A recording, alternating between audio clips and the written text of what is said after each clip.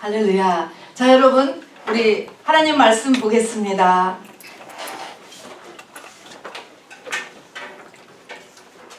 역대상 4장 9절부터 10절을 읽겠습니다. 613페이지. 구약성경 613페이지.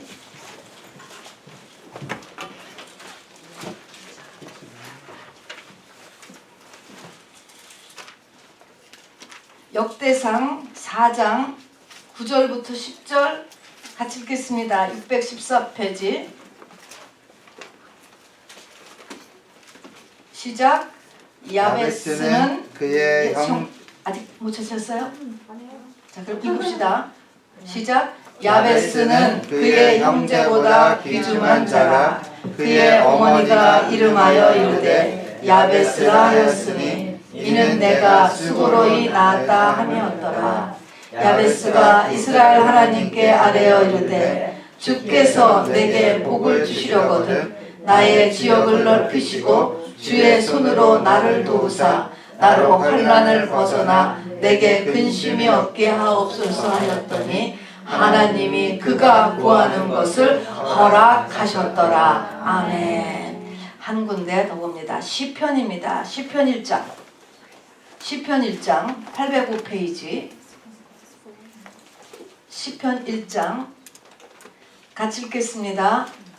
시편 1장입니다. 시작. 복 있는 사람은 악인들의 꾀를 따르지 아니하며 죄인들의 길에 서지 아니하며 오만한 자들의 자리에 앉지 아니하고 오직 여호와의 율법을 즐거워하여 그의 율법을 주야로 묵상하는도다. 그는 시냇가에 심은 나무가 철을 따라 열매를 맞으며 그 잎사귀가 마르지 아니한 같으니 그가 하는 모든 일이 다 형통하리로다. 악인들은 그렇지 아니하며 오직 바람에 나는 겨와 같도다. 그러므로 악인들은 심판을 견디지 못하며 죄인들이 의인들의 모임에 들지 못하리로다. 무릇 의인들의 길은 여호와께서 인정하시나 악인들의 길은 망하리로다. 아멘. 오늘 같이 나눌 말씀은요, 복이에요. 복. 복 있는 사람은 시편에도 또 아까 야베스에게도 복을 달라. 복입니다. 성경에서 자세히 보면 가장 많이 등장하는 월드가 여러분 복이에요. 복이 뭐죠? 복이 뭐지? 복. 복 알죠? 근데 모르죠? 복이 뭐죠? 복. 하나님 인정받는 것? 오케이. 복. 자, 이 복에 대해서 오늘 같이 말씀을 정리합니다. 이 복이 성경에 창세기부터 요한계시록까지 쫙 가장 많이 나와 있는데요. 맨 처음에서 찾아야 돼요, 우리가. 복이 도대체 뭔가. 복을 다 아는데 지금 설명하기 어렵잖아요. 그래서 맨 처음 복이 등장하는 거가 창세기 1장 26절. 프린트에 있는 거를 천천히 집중하면서 보시면 돼요. 창세기 1장 26절, 27절 이것입니다. 요 앞은 26절 앞에는 천지 창조한 내용이 나와요. 그죠? 이제 그 다음에 이제 사람 창조하는 데서 복이라는 단어가 맨 처음 등장하는 것입니다. 한번 천천히 같이 읽어보겠습니다. 시작. 하나님이 이르시되 우리의 형상을 따라 우리의 모양대로 우리가 사람을 만들고 그들로 바다의 물고기와 하늘의 새와 가축과 온 땅과 땅에 기는 모든 것을 다스리게 하자 하시고 하나님이 자기 형상 곧 하나님의 형상대로 사람을 창조하시되 남자와 여자를 창조하시고 하나님이 그들에게 복을 주시며 하나님이 그들에게 이르시되 생육하고 번성하여 땅에 충만하라 땅을 정복하라 바다의 물고기와 하늘의 새와 땅에 움직이는 모든 생물을 다스리라 하시니라 그랬습니다. 자, 여기 보니까 첫 번째로 우리가 알아둘 것은 사람은 어떻게 창조되었을까요? 말이 좀 어렵죠? 어떻게 만들어졌을까? 사람, 우리 다 사람인데 사람은 어떻게 만들어졌냐면 하나님의 형상을 따라 창조되었다. 그냥 하나님의 형상을 따라 닮았다는 거예요. 하나님의 형상을 따라 창조되었어요. 자, 그래서 1장 26절을 다시 리피트한 것입니다. 하나님이 자기 형상, 하나님의 형상대로 사람을 창조하셨대요. 남자만 그런 게 아니고 여자만 그런 게 아니고 남자 여자 전부 다 하나님의 형상대로 창조하시고, 드디어 1장 28절에 하나님의 형상대로 창조한 사람에게 하나님이 그들에게 뭘 줬다고? 복이라는 거를 줬다는 거예요. 그러니까 하나님의 형상으로 만들어진 그 사람이라고 하는 존재, 이 사람은 지금 어떻게 되면 하나님의 형상이에요. 지금 그 형상에게 복이라는 것을 주었어요. 그 복을 주시고서 이 복이 목적이 있어서 주신 거예요. 복을 주어서 뭐를 하라고? 복을 주어서 생육하고 번성하고 충만하고 정복하고 다스리는 게 쭉 나옵니다. 자, 세 번째 보니까 2번 보세요. 복은 누구에게 주셨냐면 하나님의 형상이 된 사람에게 목적이 있어서 주신 거예요. 여러분이 복이라고 하는 것은 영적인 용어입니다. 사실은. 자, 그래서 하나님의, 지금 이걸 1장 26절부터 28절 복이라는 단어가 맨 처음 등장한 이 부분에서 복이 누구에게 주었다고? 하나님의 형상이었던 그 사람이에요. 그 사람한테 준 거예요. 지금 그 사람한테, 그런 존재한테 복을 주었습니다. 그러면 복은 누가 주는 거지요? 하나님이 주시는 거예요. 하나님이. 근데 복을 받아서 하는 일이 있었어요. 복이라고 하는 것을 주신 다음에 이 하나님의 형상으로 만들어진 사람이 그 복을 받아서 뭘 하려고 복을 줬냐면 피조된 이 세계, 아까 많은 것을 창세기 1장부터 이제 첫째 날부터 쭉 다 만들었잖아요. 다섯째 날까지, 여섯째 날까지 만드셨죠. 그 피조된 그 모든 세계에서 생육하고 번성하고 충만해지고 정복하고 다스리라, 이것을 위하여서 복이라는 것을 주셨다 그랬습니다. 자, 오케이. 그런데 문제가 뭐예요? 여기서 아담의 범죄가 등장하죠. 선악과를 먹은 사건이 등장합니다. 선악과를 먹은 다음부터 어떤 일이 일어났죠? 사단이 사람의 주인이 되었어요. 전에는 하나님이 주인이었어요. 주인이 되었다라고 하는 것은 머리. 영어로 보면 믿지 않는 사람들은 머리가 뱀이야, 여러분.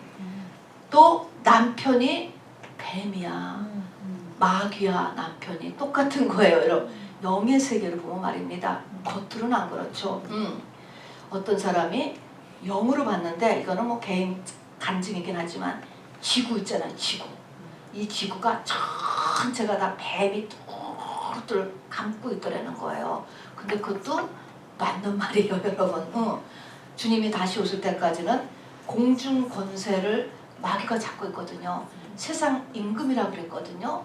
그리고 지구가 다 뱀 속에 있는 거하고 똑같습니다.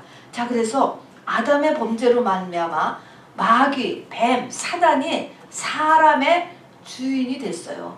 자, 그럼 하나님의 형상일까 아닐까?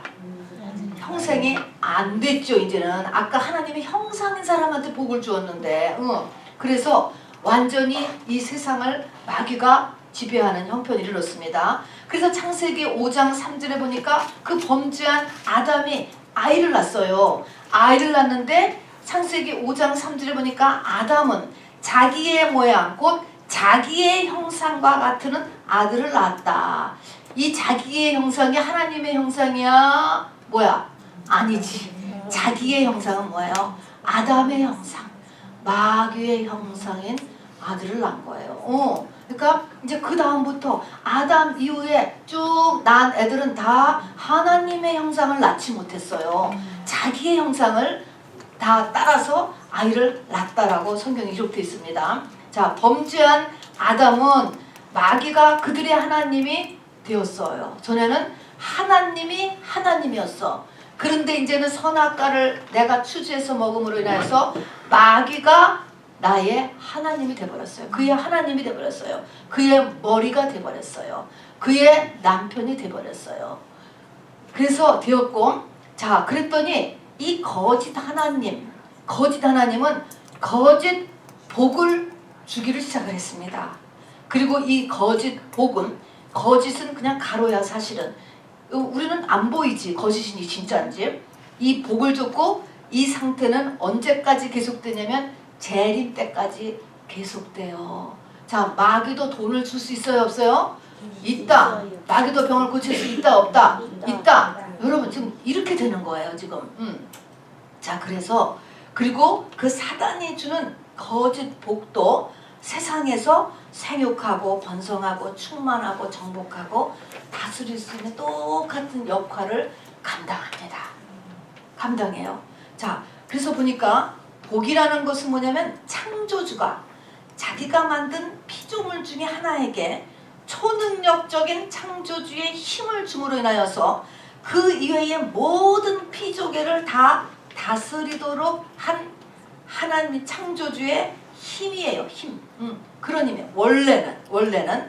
그러나 이제 지금 범죄로 인하여서 그 이후에는 전 세계의 지구 전체 또 전 시대 1000년 전이나 2000년 전이나 3000년이나 100년 전이나 똑같이 복이라고 하는 단어가 세상에 다 알려지게 되고 모든 민족이 다 복이라고 하는 개념이 있어요. 말은 다르지만. 그러면서 다 복을 추구해요. 복. 특별히 우리가 가깝게는 제일 복을 많이 추구하는 사람들이 중국 사람이지. 중국 사람. 곳곳에 복. 곳곳에요. 저는 서양은 잘 모르니까. 근데 이렇게 하여튼 이 복이라는 거는 다 모든 민족이 다 이 복을 추구해요. 이것이 이제 다 영적인 것이 비춰나오니까 그렇잖아요. 자, 그래서 이제 복이라고 하는 영적인 단어가 있게 되었어요. 근데 진짜 복이 있고 가짜 복이 있어요. 그죠?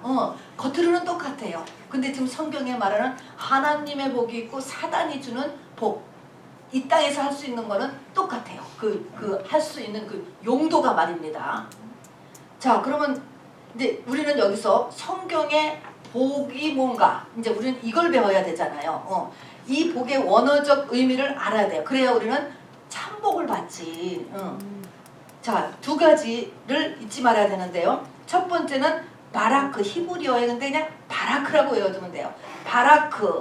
다음에는 블레스드, 두 개를 알아두면 됩니다. 자, 이 바라크라는 것은 이 범죄하기 전에 준 복을 바라크야, 바라크. 범죄하기 전에 하나님의 형상이었던 사람에게 복을 주었다 할 때 그 복은 바라크예요. 자, 그 다음에 범죄한 이후에 나오는 그 복은, 이건 이제 헬라어지만 영어로, 이제 헬라는 영어로 비슷하잖아요. 바꾸면 블레스드 이렇게 해서 이 두 가지를 또 다른 헬라어나 히브리어의 의미가 여러 가지이기 때문에 다르게도 막 번역이 되는데 그냥 간단하게 이 두 가지로만 알아두면 돼요.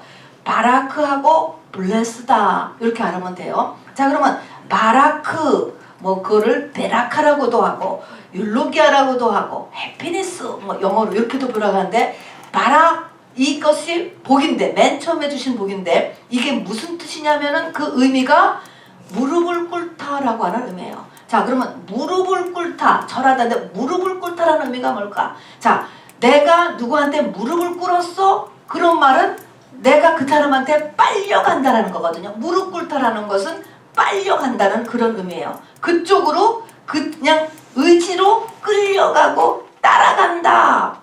이게 원래 복의 첫 번째예요. 자, 여러분 보세요. 똑같이 말씀을 전했는데 처음 하실 때 우리 학생들도 그렇잖아요. 어떤 애가 그것이 끌려가는 거야. 그것이 믿어지고 이렇게 자기가 빨려가. 이게 뭐라는 거야? 성경은 이게 복이라는 거예요, 여러분. 가장 중요한 복이에요. 하나님의 말씀이 솔깃하게 느껴지는 거예요. 어떤 애는 전혀 감각이 없어. 또 어떤 사람은 말도 안 돼, 시간 아깝다, 이런 사람이 있다고. 똑같은 말을 전했는데 반응이 달라요. 근데 이게 무릎 꿇는 사람이 나타난다는 거야. 이 무릎 꿇는 게 뭐냐면은 이게 복이라는 거예요. 누가 줬어요, 그거? 하나님이 주신 거예요, 여러분. 자, 그래서 이렇게 하나님의 예배에 뭔가가 내가 끌려가는 마음, 누가 복음을 드렸는데 솔깃해지는 마음, 이런 것들이 저절로 되는 게 아니고 하나님의 받은 사람이에요. 그래서 세상적으로는 지금 무엇이 세상적인 복, 우리가 얘기한 아까 같은 세상적인 복은 지금 부족할지 모르지라도 여러분 그 사람 그 학생은 큰 복을 받고 있다는 것을 알으셔야 돼. 이제 그 복이 세상 복으로 다 번져나갑니다 여러분. 그리고 아무리 세상 것을 많이 알아도 하나님의 말씀이 전혀 안 들어가. 이거는 좋은 게 아니에요 여러분. 하나님으로부터 복을 못 받은 거예요. 그래서 그렇게 복을 받도록 우리가 기도해야 돼요. 자 그래서 바라크라고 하는 것은 내가 무릎 꿇다 끌려가는 거야. 끌려가. 그 마음에 내가 져서 지는 거, 무릎을 꿇었으니까 끌려가는 것이 이게 복이라는 거예요. 자 마귀가요 마태복음 4장에 보니까 예수님 앞에 나와서 그렇게 얘기해요. 자로 40일 금식했을 때 네가 만일 내게 엎드려 경배하면 천하만국의 영광을 내게 주리라. 우리 이거 다 알잖아요. 이때 엎드려 경배하다 똑같이 매락합니다 여러분. 네가 나한테 이렇게 끌려오면 네 의지로 나한테 꼬셔지면 네가 꼬셔지면 이런 거야. 나한테 꼬심을 당하면 내가 천하만국의 영광을 주리라. 줄 수 있어요 없어요? 줄 수 있어요 여러분. 이 말한 것에서 예수님이 거짓말이다 하지 않으셨거든요. 이거는 창세기부터 쭉 봤을 때 천하만국의 영광이 마귀에 의해서 주어질 수 있다예요 여러분. 있다. 있다라는 걸 알아두세요. 자 그래서 예수님이 NO 하고 안 받아들였죠. 이것을 우리가 요즘도 영혼 판다 그런 말을 쓰잖아요. 아 영혼 파는 사람들이 있어요. 팔아서 천하만국의 영광을 얻는다니까 여러분. 오뽀가 또 들어와요. 마귀를 통해가지고 이런 이 사교하는 사람들을 통하여서. 그래서 천하만국의 영광을 얻어요. 지금도 마찬가지 일어납니다 여러분. 자 근데 큰일 나는 것입니다. 100년 살고 끝나는 것이 아니거든요. 사람은 영원히 존재하는 것이기 때문에 절대로 그렇게 딜을 하시면 안 되는 것이죠. 자 이제 근데 하나님께서 하나님의 백성들에게도 그 말씀을 하세요. 신명기 28장 1절부터 3절 프린트에 있는 거 같이 읽어봅시다. 시작. 내가 내 하나님 여호와의 말씀을 삼가 듣고 내가 오늘 네게 명령하는 그의 모든 명령을 지켜 행하면 요게 뭐냐면 하나님의 말씀을 네가 아주 정성스럽게 듣고 하나님이 말하는 명령을 지켜서 행하면 요게 똑같이 아까 같이 뭐냐면은 무릎을 꿇는 메라카인 거예요. 네가 무릎을 꿇으면 이러는 거랑 똑같은 거예요. 순종하면 네가 여기에 끌려오면 이런 것입니다. 자 이렇게 하면 자 고단 끌 것입니다. 시작. 내 하나님 여호와께서 너를 세계 모든 민족 위에 뛰어나게 하실 것이라. 내가 내 하나님 여호와의 말씀을 청종하면 이 모든 복이 내게 임하며 내게 이르리니 성읍에서도 복을 받고 들에서도 복을 받을 것이며 하면서 신명기 28장 1절부터 14절까지 읽으면은 또 복이 쭉 나와요. 그 복을 간추리면은 7가지 이 땅에 그 복을 주신다고 약속했습니다. 첫 번째가 모든 민족 가운데 뛰어나게 하신다. 전 세계의 바텀 5%에 속하던 100년 전에 가난하고 이름도 모르던 나라가 지금 세계 민족 가운데 뛰어나지고 있다니까요. 기적이죠. 정말 기적이에요. 믿음의 선조들 때문에 그렇게 된 것이에요 여러분. 그 사람들이 잘나서가 아니고 믿음의 선조 때문에요. 민족별 축복이죠. 그 다음에 그래서 뛰어나는 복이 있어요. 그 다음에 건강의 복, 물질의 복, 자녀가 잘 되는 복, 원수에게 이기는 복, 돈을 꾸지 않는 복, 머리가 되고 꼬리가 되지 않는 복, 이런 복을 주시겠다는 약속이 있어요. 자, 하나님께서도 이 땅의 복을 우리에게 약속하셨어요. 이것도 이 하나님이 그때부터 지금까지도 앞으로도 계속 가는 거예요. 하나님 앞에 이렇게 우리가 이렇게 무릎을 꿇게 되면 7가지 복이 온다니까요. 자, 그런데 이걸로 끝나는 게 아니고 뒤에 가서 보니까 조금 이상해. 이거는 14절인데요. 신명기 28장이 축복과 저주장이거든요. 그것보다 4배나 더 많게 또 저주가 있어요. 이렇게 하면 저주가. 그래서 이게 그냥 우리가 언뜻 생각하면 복만 주시는 줄 알았는데 이렇게 저주도 있을까? 4배나 더 많게. 그래서 하나님의 뜻이 이 땅에서 그냥 이렇게 잘 되게만 해주는 것은 아닌가 보다. 이런 생각을 우리가 이렇게 갖게 되는 거예요. 그냥 무조건 이 땅에서만 잘 되는 것가 전부야. 그게 아닌 거를 우리가 눈치챈다고. 자, 그래서 예를 보니까요. 욥이 있어요. 욥은 1장 시작할 때부터 재벌이에요. 아들 7과 딸 셋. 하나님을 경외하며 악에서 떠난 자고 동방 그 지역 사람 중에 가장 훌륭한 자다. 그러면 뭐예요? 이 땅의 복을 다 받은 사람이거든요. 근데 이 땅의 복을 다 받은 사람을 하나님께서 끌고 가. 그걸 끝나는 게 아니고 1장 후반부부터 이제 고난을 왜 주신다고 이렇게 의인을 갖다가 이 땅에 부족한 것이 없는데 끌고 가더니 맨 끝에 42장에 가서는 어떤 고백으로 끝납니까? 귀로만 듣던 하나님을 눈으로 보나이다. 뭔가 보이지 않는 진리를 보게 되는 상태로 끝나는 것을 우리가 이렇게 보게 됩니다. 자, 그래서 이 땅을 잘 먹고 잘 살게 해주는 것이 우리가 믿는 예수 그리스도의 아버지 하나님의 첫째 목적은 아니구나. 이거를 우리가 구약에서부터 이렇게 비춰보는 것입니다. 그 다음에 다윗과 솔로몬의 얘기가 나와요. 여러분은 다윗을 선택할 것 같아? 솔로몬을 선택할 것 같아요? 둘 중에 하나 어느 길을 가겠어? 그러면 뭘로 할 것 같아? 어떤 길을 갈 것 같아요? 다윗의 길을 갈 것 같아요? 솔로몬의 길을 갈 것 같아요? 솔로몬. 솔로몬? 다윗. 그것 봐요. 솔로몬 가자는 사람 있잖아요. 근데 나 아니고 우리 자녀를 위해서 기도한다라고 하면 우리 자녀를 다윗의 길로 가는 걸 원하기 위해서 솔로몬 길로 다윗이에요? 솔로몬. 근데요, 잘 생각해보세요. 여러분 정말 다윗 길로 우리 자녀를 가는 거를 내가 그렇게 기도할 수 있을까? 자, 근데 어쨌든 다윗은요 어려운 성장 과정을 거쳤잖아요. 달동네에서. 그리고 10여 년의 사울왕의 추적으로 죽음의 위기 속에서 10여 년을 광야에서 쫓겨다니면서 살았습니다. 그리고 전쟁을 굉장히 많이 치르게 됐어요. 그 생애에서. 너무너무 영적 전쟁이 심했다 이렇게 보면 되는 거예요. 자, 그래서 이 생애에 오직하면 너무너무 많이 전쟁을 치러서 나중에 성전을 근데 너는 피를 너무 많이 흘려서 성전을 못 친다라는 말을 들을 만큼 이렇게 전쟁을 많이 치렀으니 얼마나 긴장된 삶을 살았겠습니까? 그리고 이제 왕이 된 다음에도 왕위가 한번 전복되죠. 또 그 자기의 친아들을 4명이나 잃어버리는 아픔을 겪습니다. 그런 반면에 솔로몬의 길은 어떻습니까? 금수저잖아요. 왕자로 태어났으니까. 금수저로 태어났고 왕이 된 후에도 부와 명예와 건강을 준과 동시에 또 뭐를 줬어요? 지혜를 또 줬잖아요. 그걸 가지고 왕노를 했습니다.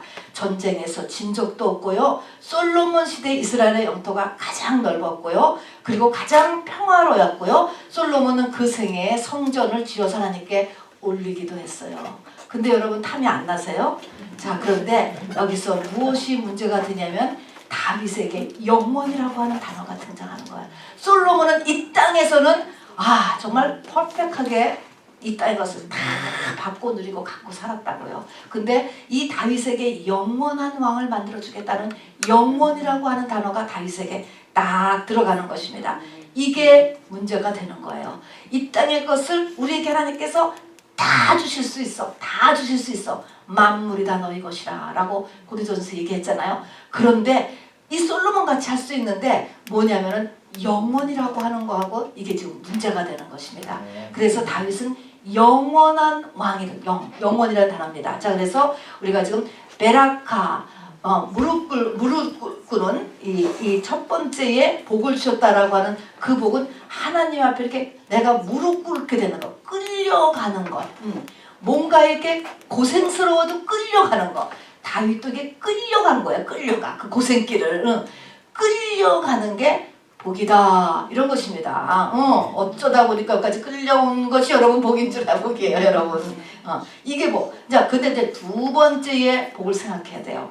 blessing. 이거는 어디서부터 왔을까요? B자를 생각해 보세요. 어디서부터 왔을 거예요? 이 blessing이라는 것은 뭐가 복일까? 그 다음부터는 blessing은 blood에서 왔어요. 피. 예수 피. 예수 피가 복이에요. 그 다음부터는 이제 이거는 언제부터냐면은 범죄한 인간에게 해당되는 것입니다. 그러니까 우리는 두 가지가 다 이제 지금 해당되는 거예요. 범죄하여 하나님의 형상을 잃어버리고 에덴을 잃어버리게 된 사람에게 하나님께서 무슨 일을 하셨냐면 이 가죽옷을 입히셨죠. 가죽옷을 지어서 입혀줬어. 가죽옷을 입으려면 뭐가 죽어야 되죠? 짐승이 하나 죽어야 되는 거야. 피가 있었어요. 그리고 나서 이제 아담하와 그 다음 세대부터는 바로 제사라는 것을 만들었어요. 이 제사에는 반드시 짐승을 올려야 돼. 짐승의 피를 올려야 되는 거예요. 피. 자, 그래서 blood, 피가 이제부터는 이제 축복이 되는 것입니다. 자, 제사는 에덴을 되찾고 하나님의 형상을 되찾는 복합적인 목적을 지닌 하나님의 방법이에요. 자, 그러면 왜 이렇게 피를 이렇게 했을까? 피는 우리가 배웠죠. 피가 뭐야? 피가 왜 이렇게 중요하죠? 피에는 영이 통하는 거예요. 우리가 쇠에만 전기가 통하잖아요. 종이는 이 전기가 안 통하고 쇠는 전기가 찍하고 통하는 것처럼 죄가 통하는 곳이 피예요. 피. 자, 그러면 왜 죄가 통하는 피를 올리라고 했을까? 거기에 우리의 죄가 실려서 바로 하나님 앞에 속죄로 내 대신 벌을 받았다. 올려야지만 죄가 털어져야 사람은 복을 받게 된다. 이것입니다. 자, 그래서 바로 이 짐승을 그냥 죽이는 게 아니고 그 짐승에다가 반드시 내 죄를 안수로 얹는 거예요. 어저께 내가 도적질을 했습니다. 내가 할 수 없이 해서 깨달았습니다. 이제 이렇게 하면서 자기 죄를 얹어서 얹고 그 죄를 그 피가 싣고 바로 대신 죄를 갚음으로 하기 위해서 이제 피를 이제 얹게 했습니다. 이 피를 이렇게 하나님 앞에 올리는 그거를 제사라고 하는 거예요. 요즘으로 하면은 예배요, 예배. 자, 그러면 이 복을 받기 위해서는 예배를 만드는 거예요. 그러면 예배의 키는 뭐냐면은 피예요. 다른 말로 하면 예배의 키는 회개예요, 여러분. 회개. 예배를 통하여서 뭐가 죄구나라는 것을 깨닫는 것. 그 다음에 내가 어떤 죄가 내 안에 지금 있구나. 어떤 죄가 조상으로부터 나한테 지금 내려와서 나한테 멈춰 있고, 내가 과거에 어떤 죄를 지었고 내가 지금도 어떤 죄를 짓고 있구나. 요거를 예배를 통해서 깨닫는 거예요. 그전에는 알 수가 없어요. 어둡기 때문에 사람 속에. 이게 그래서 빛이라고 하는 빛. 하나님의 말씀을 빛이라고 합니다. 그래서 하나님의 말씀이 나에게 빛으로 다가와야 돼. 그래서 내가 이걸 잘못했네. 하고 이걸 깨달은 증시에 예수의 보혈로 덮는 것입니다. 이것이 교회에서 하는 거예요. 이게 피고 이게 회개예요, 여러분. 이것을 하면 이제 모든 것이 회복이 되는 것입니다. 자, 그렇기 때문에 예배를 빠지면서 하나님의 복을 구한다라는 것은 말이 안 되는 거예요, 여러분. 그거는 말이 안 돼. 어떻게 복을 받아? 예배를 안 들어왔는데. 예배를 통해서 이 죄사함을 통해서 하나님 복을 주시는 건데, 여러분이 2022년을 복받기를 원하시면 예배의 숫자를 그나마 나오던 거를 줄이면 불가능해요, 여러분. 그건 불가능. 2022년을 작년보다 내가 조금 더 좋은 해, 최고의 해로 하겠다라면 반드시 해야 될 것과 예배 참석을 늘리셔야 돼요. 그리고 그 예배를 성공하도록 해야 됩니다, 여러분. 예배에 성공하는 예배. 요것이 나를 복받게 하는 것입니다. 모든 복. 자, 그래서 근데 이제 이 마귀가 세상 임금이 되었고 공중 권세를 다 잡고 있는 마귀는 어김없이 이 땅의 예배에 끼어듭니다. 자, 그래서 가장 강력하게 예배를 못 가게 하고, 예배를 가기 싫게 하고, 예배를 드려도 예배를 성공하지 못하게 하는 게 마귀가 하는 거예요, 여러분.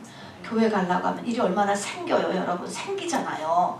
여러 가지 문제도 생기고 갈등도 생기고 그냥 또 내 마음에도 가고도 싶지 않고 등등등 예배를 못 가게 해요. 못 가게 해. 그 다음에 예배를 와도 이 예배에서 빛을 받아야 돼요. 예배에서 하나님의 말씀이 양식으로 나한테 와서 힘도 돼야 돼요. 또 말씀과 기도가 나한테 생기로 와야 돼. 생기.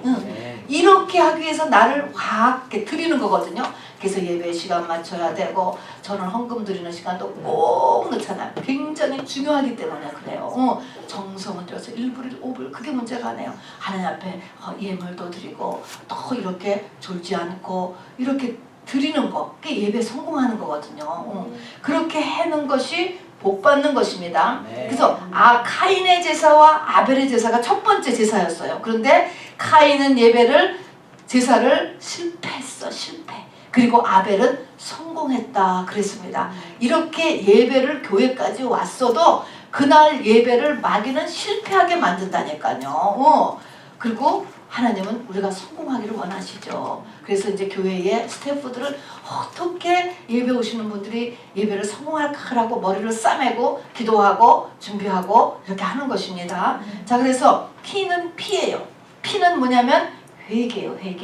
회개고, 자, 결론적으로 보면은 어떤 일이 일어나야 되느냐?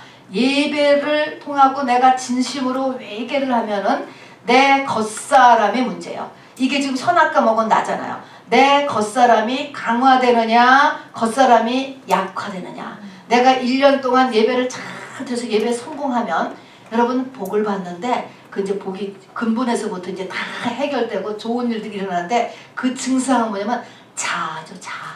나라고 하는 것이 1년 지난 뒤에 내가 누군데 이렇게 올라가면 예배 실패한 거예요. 근데 1년 지나고 나서 자아가 약화됐어. 자기가 죽었다 그러잖아요.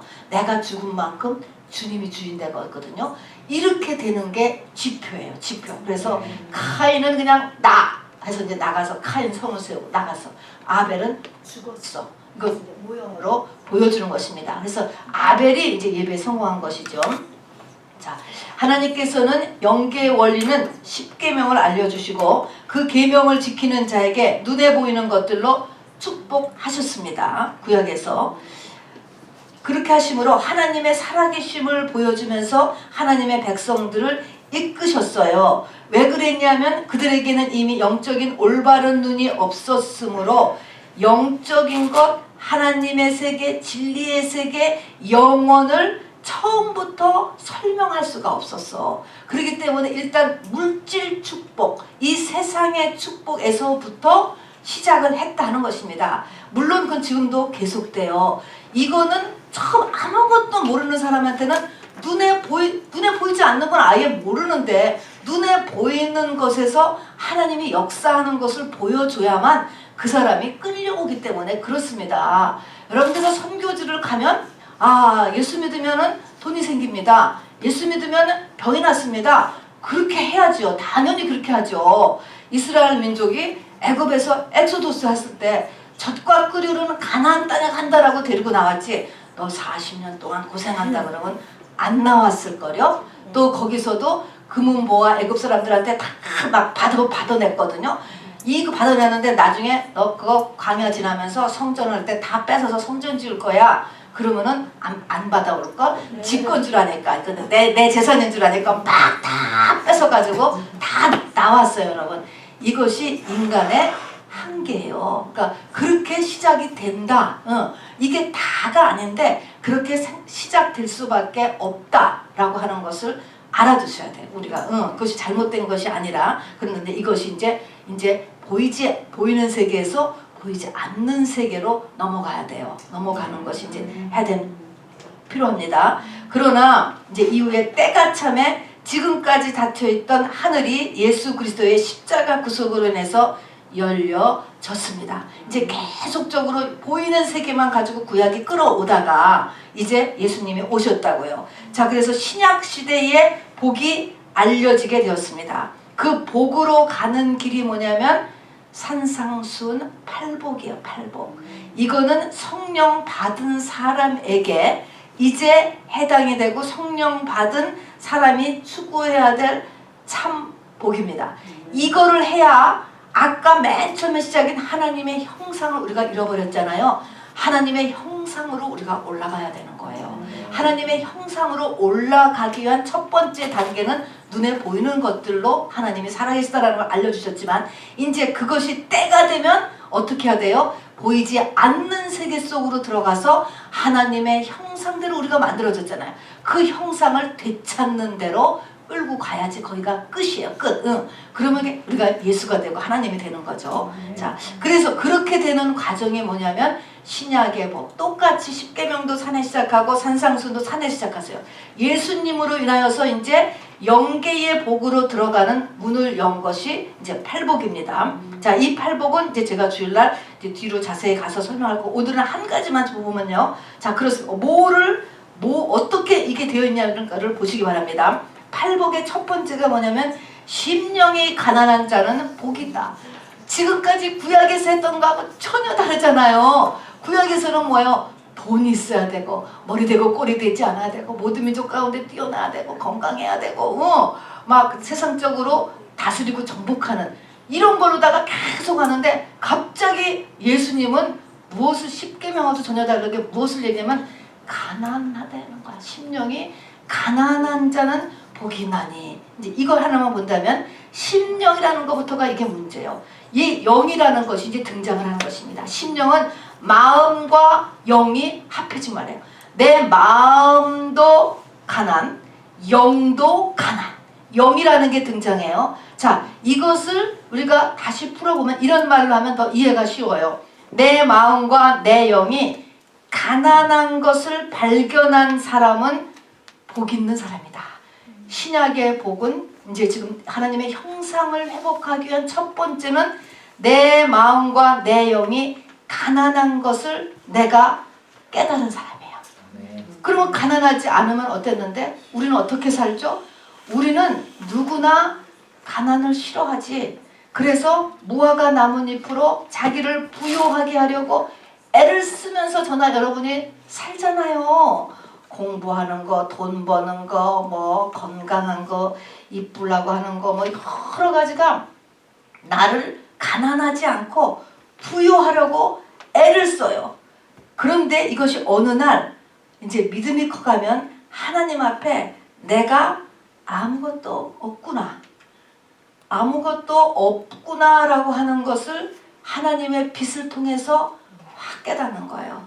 우리가 전부 다 모든 사람이 다 100만 원씩을 가지고 다 살았어. 나는 이걸로 자랑하고 저 사람은 저걸로 다 자기 무화과 나뭇잎으로 자기를 막 포장하고 만들고 힘쓰고 애쓰면서 막 서로 그냥 잘난 척을 하면서 계속 살았는데 빛이 딱 어느 사람한테 그 사람이 빛을 많이 받았단 말입니다.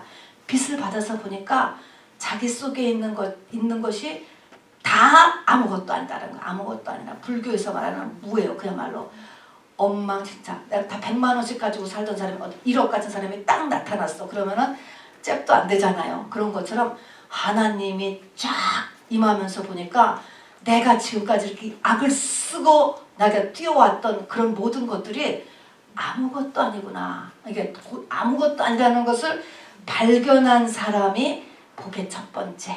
이게 신약의 복의 첫 번째라는 거예요. 자, 우리는 이제 여기를 향해서 당연히 가야죠. 당연히. 그래서 뭘 깨달아요? 창세기 1장 1절과 2절 사이에서 사람이 흙으로 만들어졌는데 흙은 혼돈과 공허와 깊은 흑암의 흙이잖아요. 이런데 이거를 우리는 생각 안 하고 세상의 의, 자기 의로 막 죽을 힘을 다해서 우리가 여태까지 살았어요. 그거를 가득 차서 살다가 참빛, 빛이 첫째 날에 빛이 딱 임해서 빛을 보고서는 빛을 받고는 내가 혼돈, 공허, 흑암의 존재일 뿐이로구나. 아무것도 아니구나. 아무것도 아니야. 이것을 언제 깨닫냐면 사실은 죽을 때 깨닫는데요. 사람들이 전부 다. 내가 평생을 90살까지 살았는데 뭐하고 사는 거야 도대체. 이렇다는 거죠. 붙잡을 게 하나도 없대요. 그렇듯이 이게 아무것도 아닌 것을 그 전에 깨닫는 사람이 이게 복이에요. 이게 이제 지금 우리가 저 하나님의 형상으로 올라가는 이제 첫 번째의 발디딤입니다. 이게 돼야 그 다음에 이제 애통하고 또 뭐 공효 이렇게 쭉 하는 것이 올라갑니다. 자, 그래서 사람이 내가 의인이 아니고 죄인이구나 라는 것을 깨닫는 단계예요. 여러분, 이것이 욥도 자기가 철저한 죄인인 걸 깨닫고 다윗도 자기가 철저한 죄인인 걸 깨달았어요. 자, 이때의 죄인이라고 하는 의미는요, 의인이 아니고 너는 죄인인 것을 깨닫는 것은 우리가 예수 처음 믿어가지고 영적인 신분의 변화가 돼서 너를 영계에서 의인으로 간주해준다. 의인이에요? 죄인이에요? 그래서 의인. 이런 단계의 의인, 죄인을 얘기하는 게 아니에요. 이때의 죄는 믿음에 깊이 들어간 상태를 얘기한 것입니다. 그런 의미에서는 사람은 죄인이어야 되는 거예요. 자기의 철저한 죄를 발견하는 거예요. 그래서 다른 차원입니다. 로마서 6장, 7장, 8장. 그래서 7장에 가서 보면은 사도 바울의 내적인 투쟁이 거기 기록되어 있습니다. 바울은 구약을 다 아는 사람이죠. 이것을 위해서는요, 이렇게 내가 이 죄인인 단계에 들어가기 위해서는요, 반드시 필요한 게 뭐냐면 율법이에요, 여러분. 율법의 가치를 인정해야 돼요. 율법은 쓸데없어. 이렇게 다 버리는 게 아니고 율법은 굉장히 중요한, 이게 영계의 법이에요. 하나님의, 이거는 모르면 손해인 거예요. 알아야 되는 거예요. 내가 몰라도 이 영계는 이렇게 진행이 되니까. 그래서 율법의 가치를 깨닫고 그 다음에 그 율법을 지키려는 내 노력이 엄청 필요한 거예요. 이것을 지키려고 해야 되는 거예요. 율법을 막 지키려고.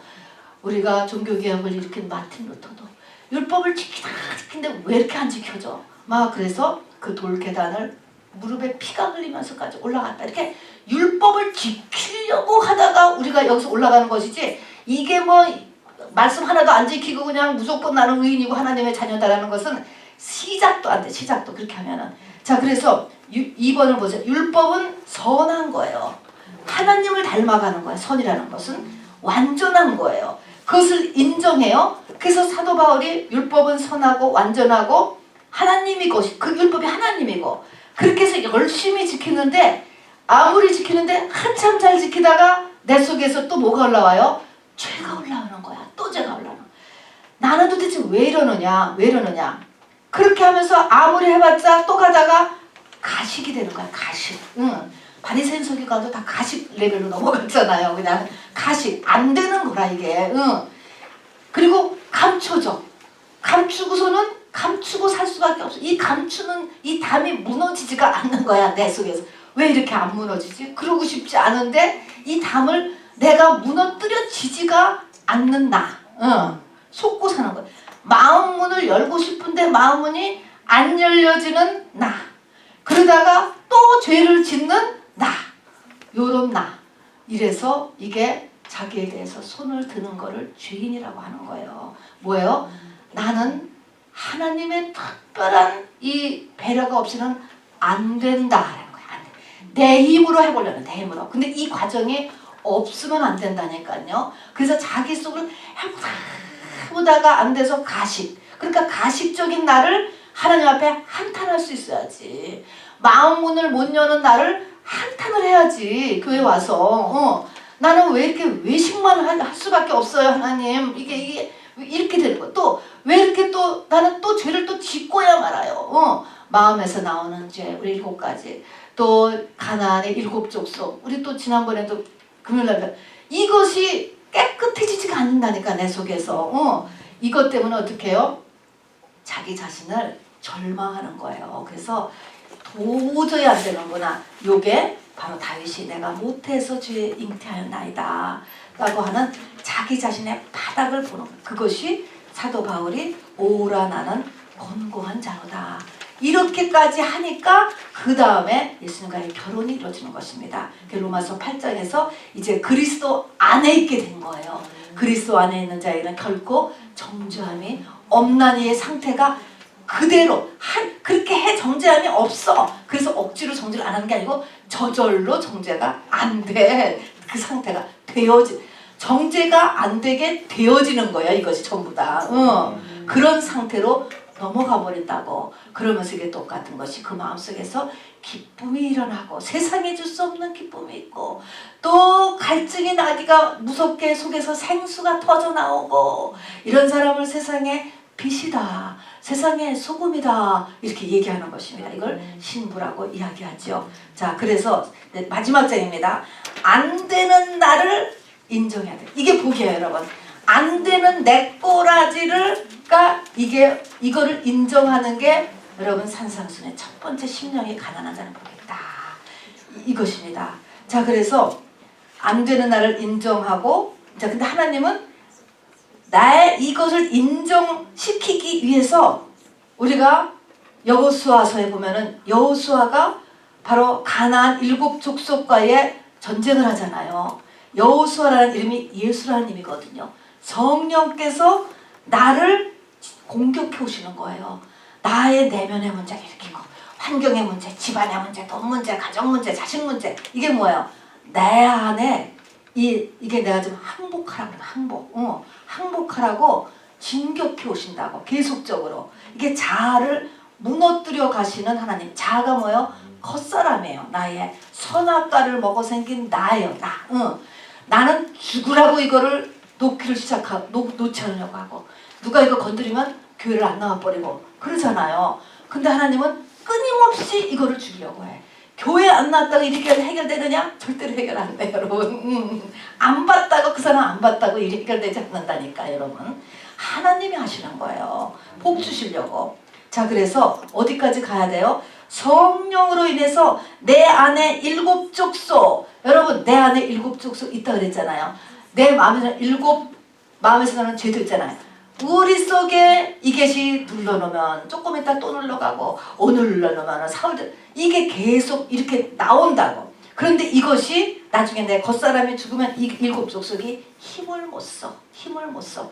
우리가 가나안 땅을 이 이스라엘 민족이 여호수아에서 거기 주인이 되잖아요. 내 인생의 주인이 바뀐다니까. 그전에는 내가 주인인데 이제는 자연스럽게 이 주님이 나의 주인이 돼요. 내 안에서 성령의 소욕과 육신의 소욕이 늘 이게 충돌을 하잖아요. 마귀는 육신의 소욕 이쪽을 붙였죠. 너가 누군데? 네 자존심을 거둬 기분 나쁘다. 이런데 성령의 소욕은 이 육신의 소욕을 누르고 이것이 나를 이끌어가는 것. 성령이 나를 이끌어가는. 이걸 만들기 위해서 하나님은 계속 나를 공격하신다니까. 나에게 문제를 일으키신다니까. 이거 죽이느라고 하나님이 우리를 갖다가 이렇게 용광로 속에 넣으시는 거예요.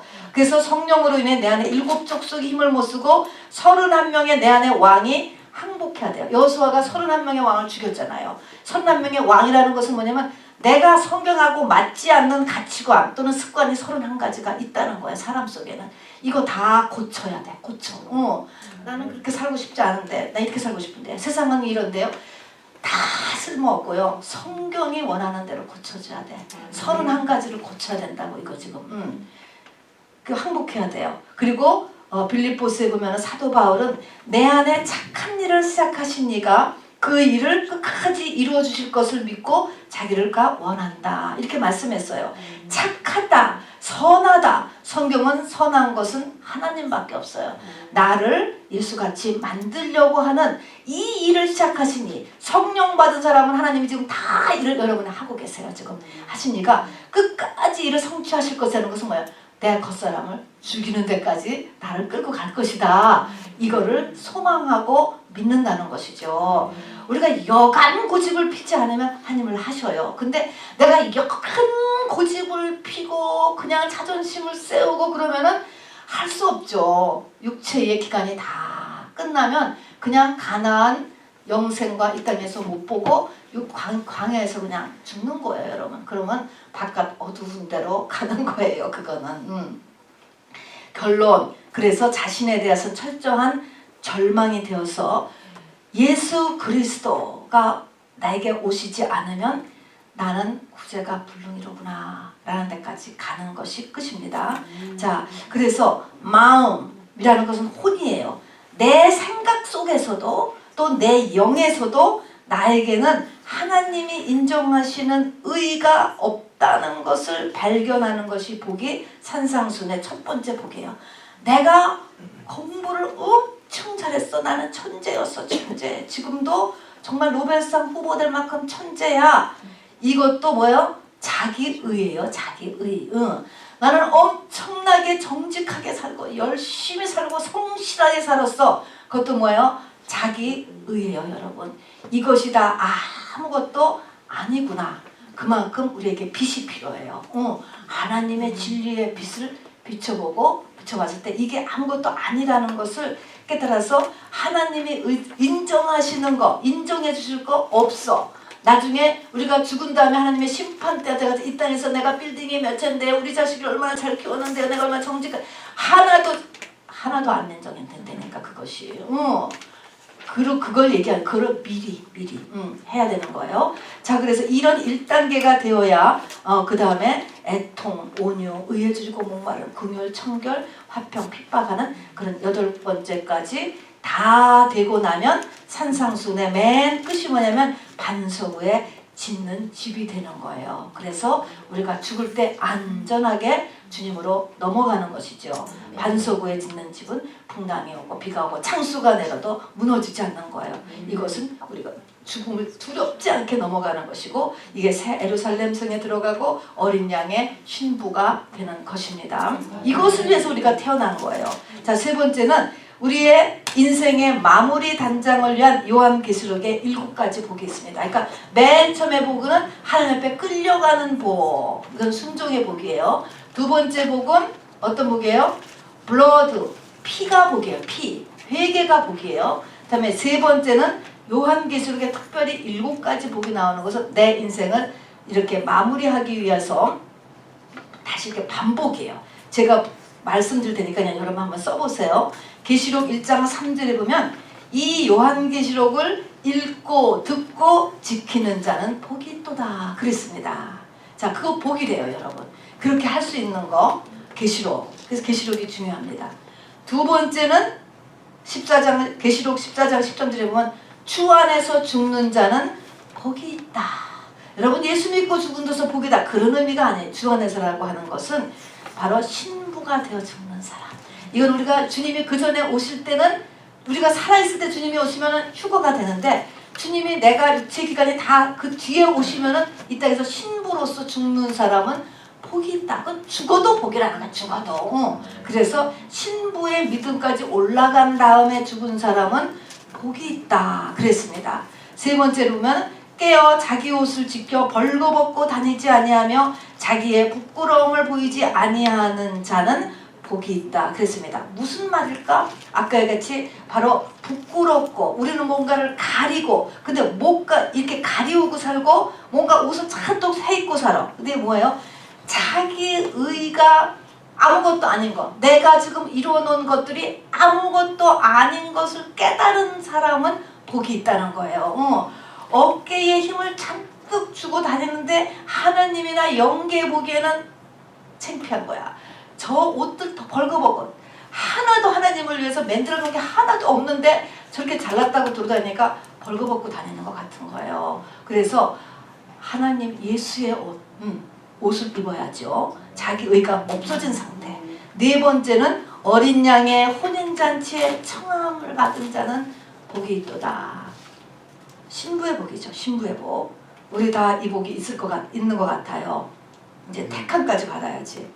다섯 번째는 첫째 부활에 참여하는 자가 복이 있다. 첫째 부활에 참여해야지만 여러분 천년 왕국에 들어가요.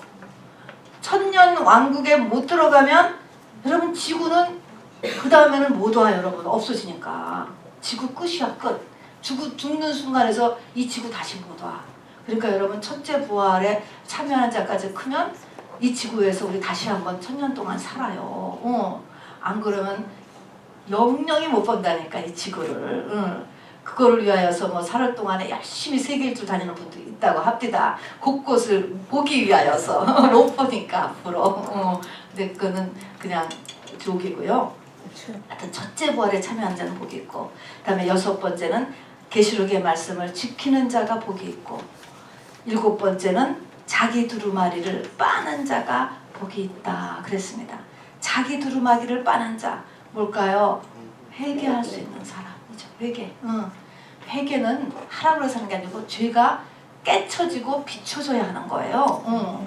그전에는 회개 못해요. 이런 사람은 복이 있다. 그래서 생명나무에 나아간다 그랬습니다. 자, 그러면 끝으로요. 이 복, 우리가 그렇게 얘기하는 복, 우리 한국에서도 복, 미국에도 복, 전 세계적으로 다 복이잖아요. 이 복에 대한 5가지 우리의 자세. 첫 번째는 같이 읽어봅시다. 시작. 참 복을 주시기 위해 만들어 주신 채널이 뭘까요? 예배예요. 제일 중요한 거예요. 레위기서의 첫 번째도 5대 제사 예배로 시작하는 것입니다. 자, 그래서 예배를 빠지거나 소홀히 하거나 실패하면 복을 못 받아요. 복주머니를 걸어놔서 복을 받는 게 아니고 예배를 성공해야 복을 받습니다, 여러분. 그 다음에 두 번째는 보니까요, 이 복을 우리에게 구하라고 하셨어요. 하나님께서요. 복을 구해. 하나님, 나 복 받기를 원합니다. 구하라는 거예요. 그래서 야베스가 이제 그 인물이 나오는데요. 우리 아까 역대상 4장 9절 읽었잖아요. 거기에서 보면은 야베스라고 하는 사람은요, 야베스라고 하는 그 이름 자체가 고통의 고통, 페인, 트러블. 그리고 얘는 영영이 그럴 운명으로 지어진 애. 뭔가 그냥 얘는 어쨌든 간에 평생이 이렇게 고통과 이제 트러블 속에 살아야 될 운명을 지녔는데, 이 야베스가 하나님 앞에, 이스라엘의 하나님 앞에 아뢰어 가로되, 그래서 아뢰어 이르되, 이때 아뢰어가 그전 성경은 원컨대 이렇게 했어요. 이거는 마음속 깊은 곳에서 터져 나오는 원한 같은 한탄이에요. 또는 말로 하면 부르짖어서 하나님 앞에 간절하게, 하나님 나에게 복을 주셔라고 이제 기도를 했습니다. 그리고 그 복도요, 굉장히 세상적인 거죠. 지역을 넓혀주시고 환난 좀 벗게 해주시고 근심도 없게 해주셨어. 그런데 이거를 아주 세상적인 거잖아요. 이걸 하나님 앞에 그냥 구했다니까. 구했는데 이 역대상 4장 앞에 보면은, 이게 역대상은 족보예요. 사람 이름이 쭉 나와요. 그 앞에 보면 500명, 누구 아들이 누구 500명의 이름이 나오는데, 아무도 이 야베스만큼 이렇게 간절하고 계속적으로 구하지 않았던 것 같아요. 그래서 쭉 이름만 나오다가 야베스에서 바로 이렇게 이 두 절이 딱 특별하게 나오는 것입니다. 이 말에서 뭐냐면, 하나님이 이게 구했더니 하나님이 허락하셨더라. 구하라는 거예요. 그래서 기독교는 운명 팔자 종교가 아니에요. 팔자론이 아니에요. 너에게 아무리 지금 난 환경이 나쁘고 또 그렇게 좋지 않아도 하나님 앞에 구하라는 거야. 그래서 이것은 이 야베스의 이 이야기, 그 복을 구하라라고 하는 것은, 기독교는 이제 이렇게 팔자가 아니다. 네 팔자야. 그런 게 아니고 이렇게 구해서 바꾸라는 것입니다. 자, 그래서 기독교는 운명의 종교가 아니고 창조주 하나님께서 하나님의 형상을 따라 우리를 만드셨어요. 어쨌든 하나님 형상을 잊어버렸어도, 그래서 나의 자유의지를 존중해요. 그래서 우리는 정말 생육하고 번성하고 충만하고 장복하고 다스리기 위한 신명기 28장 7가지 복도 구하고, 또 더 상위권 복인 하나님 형상의 회복도 구하고, 다 구해야 돼요, 여러분. 돈도 달라고 구하고, 병도 고쳐달라고 구하고, 구하라니까. 이 구하는 것을 굉장히 중요하게 여깁니다. 그리고 어떻게 될 때까지. 자, 그 다음에 시편은 하나님의 마음이요 예수님의 기도거든요. 이게 다윗의 기도가 아니고 예수님 기도예요. 그리고 그 중에 대표가 시편 1편인데요. 그 시편 1편이 바로 복 받으라는 거예요. 사람은 복을 받아야 이 땅에서도 일을 하고, 그 다음에 또 복을 받아야 하나님의 형상을 회복해서 영원에서 우리가 복되게 살고, 두 가지가 다 복을 있어요. 복을 구하라는 거거든요. 그래서 복 받으라는 것입니다. 자, 그래서 시편 1편이 복 있는 사람은 이렇게 하는데, 복을 받기 위해서 구체적으로 시편 1편에서는 사람, 복 있는 사람은 악인, 죄인, 의인 쭉 나오거든요. 사람을 잘 만나야 된다는 거예요. 그리고 내가 누구하고 지금 같이 살고 누구의 영향력을 받고 있는가라고 하는 것을 잘 살피라는 것입니다. 사람을 통해서 복이 오고 사람을 통해서 복이 나가요. 이런 거. 그래서 사람 조심하고, 자, 그리고 그러면 나에게 복을 줄 수 있는 채널의 사람은 어떤 사람이냐? 시냇가에 심기운 나무 마냥. 시냇가에 심기운 나무는 물을 빨아들이잖아요. 하나님의 말씀으로 자기 수액을 늘 채워가는 사람, 이런 사람 옆에 여러분 붙기를 바랍니다. 그런 사람이 여러분의 삶을 이렇게 복되게 바꿔주는 사람이에요. 배우자도 그렇고 친구도 그렇고 여러분 이런 사람과 교제를 해야 됩니다. 자, 그 다음에 시편 우리 1편을 보니까요. 이 복 있는 사람은 항상 시편 1편에 보니까요. 자, 그는 시냇가에 심은 나무가 철을 따라 열매를 맞으며 그 잎사귀가 마르지 아니한 같으니 그가 하는 모든 일이 다 형통하리로다 그랬습니다. 그럼 우리가 생각하는 세상에서의 형통은 뭐냐면 뭐든지 문제가 없이 잘 되는 걸 형통이라고 하는데 성경이 말하는 형통은 그런 형통이 아니에요. 성경은 하나님이 예정하신 길로 가는 것을 형통이라고 해요. 그래서 요셉이 누명을 쓰고 감옥에 갔잖아요. 근데 하나님은 그것을 형통했다 그래요. 왜냐하면 감옥에 가서 거기서 이제 떡 굽는 가난관, 술 맡은 고난관을 만나고 그래야지 애굽의 거버먼트로 들어가거든요. 그래서 제대로 가는 길이었어요, 그게. 그래가지고 성경 것을 이 요셉이 옥에 갔는데 그가 형통한 자가 되었다 얘기하거든요. 그래서 우리도 이렇게 복을 구하고 이렇게 복을 따라 살면 내 삶이 형통하는데 이 형통을 세상 일이 문제없고 잘 되는다 이런 의미가 아니고 하나님이 원하시는 나의 진짜 목적과 사명을 향해서 내가 가게 된다 이런 뜻이에요. 이 형통이라는 것이 그런 형통입니다. 마지막으로 그래서 시편 1편에도 나오잖아요. 맨 끝에 보니까 이 시편 끝 1장의 끝에 보면 복 있는 사람은 마지막 심판 때 알곡으로 들어가는 사람. 이 말이 뭐냐면 우리가 죽은 다음에 새 예루살렘 성에 들어가는 사람. 똑같은 말이에요. 하나님의 형상을 회복하는 사람. 이것이 어떻게 하나님의 형상을 회복하지? 유니온 위드 크라이스트로 되는 거예요. 이것이 바로.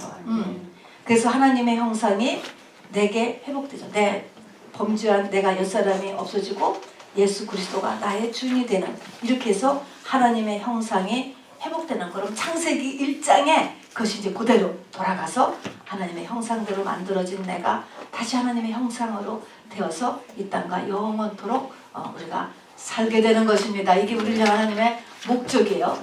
이렇게 복을 받는 우리 2022년이 되기를 바랍니다. 결론이 뭐예요, 여러분들?